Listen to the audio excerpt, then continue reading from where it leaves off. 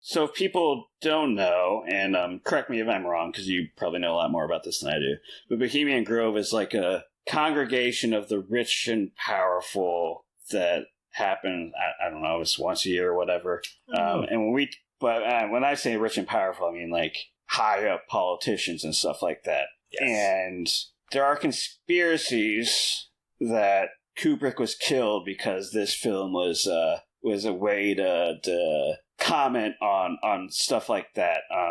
And there's a lot of belief that there's like lots of sex trafficking and cultish and satanic stuff that goes on in Bohemian Grove. I thought it's kind of interesting to think about that because I've also seen people say that, it's really not all like sex trafficking or satanic stuff. It's, as Nixon put it on one of the Nixon tapes. I was just going to say this. I was just looking up this quote. Okay. No, you go.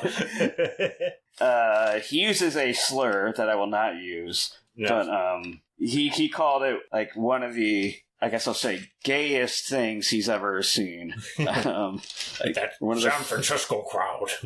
So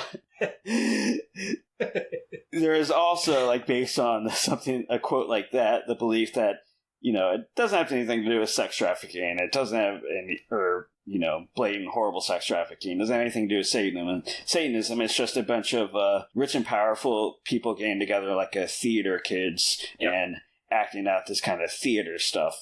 And I think it's interesting to think that was on Kubrick's mind, because you look at this orgy that's taking place, and like, there's some sex workers there, but it seems to be like they're fully, consenting. And like, we don't see anything like really horrible going on, really, and it's like all this kind of really played up theater thing. Yeah. In fact, even to calm Bill at the end, Victor even says like, "Oh, it was all just theater and acting to make you seem like it was a big deal." Like it. So I thought that could potentially be a comment on Bohemian Grove. I love that, dude.